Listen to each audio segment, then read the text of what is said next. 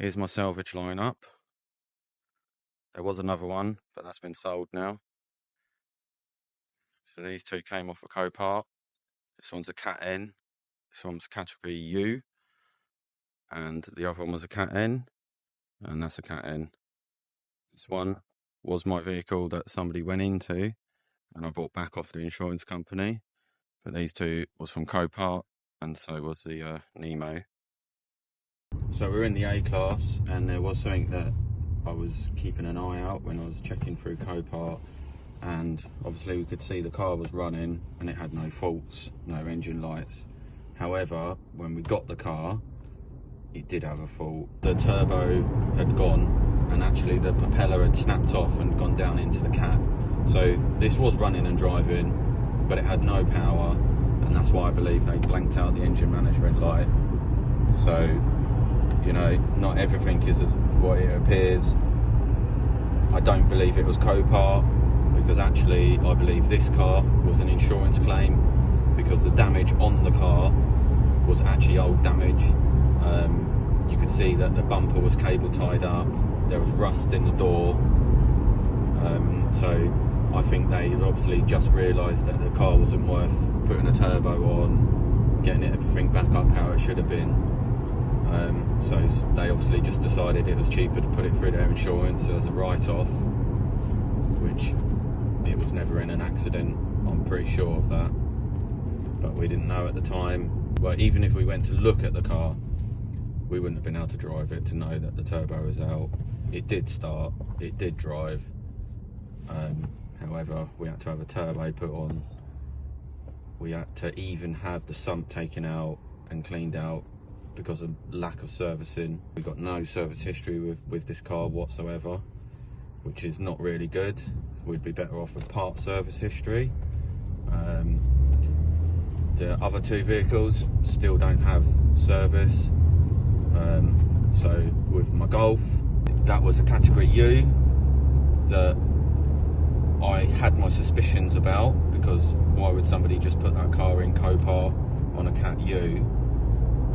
So actually I believe that one was going to be the problem car, which it had standard problems, and it's got some little quirky parts about it, but it's not new. But actually this one was the one that shocked us a little bit, because I did think that it was just going to be fine, we're going to repair it and it'll be back on the road. However, we did spend more getting the engine sorted out than we expected, so we're probably about 1,000 to 1,500 quid out of profit, which is fine, because this is the fiance's car and this is what she wanted. So we're over a year now, and they're all running good. So we're in the Golf now, and I chose this one for myself because it was a good spec car, GT TDI. So it's economical, it's got the leather seats, heated. So it arrived, it starts, it runs, it drives. I checked the oil and it was over full, which I don't know why, but it was. And I still took it on a test drive, and I give it a little bit of beans and it ran away with me. So I managed to shut it off. So we took it to my mechanic, we did a full service and a cam belt, because we had no proof, no paperwork. So, but when we got there, we actually found out he'd already had a belt, but yet again we had no paperwork, so we didn't know when it was done or how long the mileage had been on it. But it's a good car. It does go into limp mode now and again, so I put a diagnostics in it, emissions related diagnostics, blah blah blah. No, what's that? Emission related diagnostic information has been cleared. Oh yes, because I've cleared it. So every now and again it'll throw up a code, and I just press erase, and then it'll go back to normal. It does that randomly at any points. It can be hot, cold, rainy. It just throws it up. Sometimes it doesn't do it for weeks. Sometimes it'll do it 10 times in a week. It doesn't bother me, because we're just running around in it. I probably won't be rushing back to Copart, because I feel like I'd be better to go and look at a car, test drive it. Most cars have got part history, so we've been better off with cars with part history rather than no history. So really you don't know if it's been looked after throughout its life, but overall it did what it said from Copart: starts, runs and drives. That's all you can expect from Salvage Vehicles. They was fair.